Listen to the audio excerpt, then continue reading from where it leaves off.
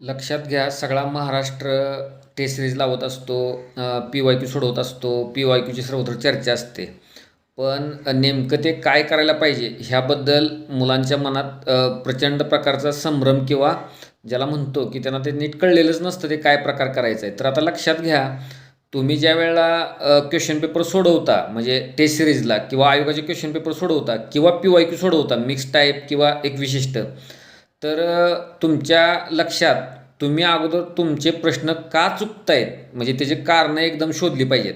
म्हणजे आता बघा की जर प्रश्नच कळला नाही किंवा तुमच्या वाचनात नसण्यामुळं तो चुकला, म्हणजे हे कारण असू शकतं. म्हणजे ते तुमच्या म्हणजे तुम्ही त्या मटेरियलच्या कधीच तुमच्या डोळ्यासमोर ते मटेरियल आलेलं नसतं कुठंच तुमच्या नोट्समध्ये किंवा संदर्भ पुस्तकात वगैरे काय असे प्रश्न. दुसरी केस अशी असते की ते तो म्हणजे हे जे आता तुमच्या ओळखीतच नाही आहेत तो भाग वेगळा आहे. पण जर ओळखीत असेल तर मग का चुकतो, तर त्याला पण दोन कारणं असतात. मग एक सामान्य कारण सांगितलं जातं बघा की रिव्हिजन नसणार, प्रॉपर रिव्हिजन नसणार.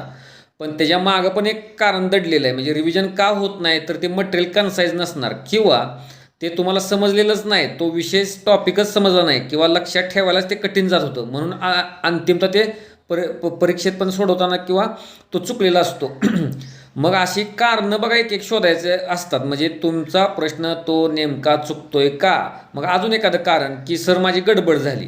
मग आता गडबड दोन कारणामुळे होते. म्हणजे पुन्हा तिथे रिव्हिजनचा मुद्दा येतो बघा. म्हणजे प्रॉपर कन्साईज मटेरियल नसणं, वारंवार ते पाहिलं गेलेलं नसणं, त्यातनं मग ते प्रत्येक प्रश्नाला थोडा जास्तीचा वेळ जाणं आणि मग येत असलेल्या प्रश्नाला सुद्धा वेळ कमी पडल्यामुळं अंतिमतः मग तुम्हाला तिथं मार बसणं आणि तो प्रश्न चुकणं. म्हणजे गडबड म्हणजे त्या प्रकारे. मग काय काय यांचं असतं की मग सर चुकीचं बबलिंग. आता चुकीचं बबलिंगला बहुतांश मी काढलेलं जे कारण आहे ना, ते गडबडीत चुकीचं बबलिंग होऊ शकतं. एक गडबड एक कारण आहे. मग गडबडीचं मी आत्ताच बोललो. पण गडबडीशिवाय त्या व्यक्तीचा स्वभाव, त्याची पद्धत ती पण महत्त्वाची आहे. म्हणजे लक्षात घ्या, ती कसा तो हँडल करतो, एक त्याच्या असं एक जीवनात सुद्धा तो कशा गोष्टी हँडल करतो ते पण तिथं मॅटर करतं.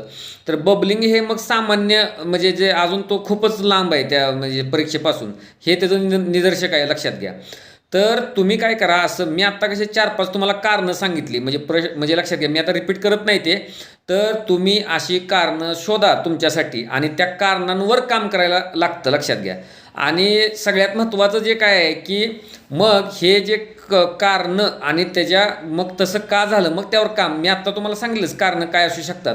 आणि असं करत जाऊन त्या चुका कमी कमी कमी कमी करत नेऊन ज्या वेळेला त्या एकदम नगण्य चुका होतात त्यावेळेला तुमचा स्कोर मग यायला सुरुवात होते. लक्षात घ्या.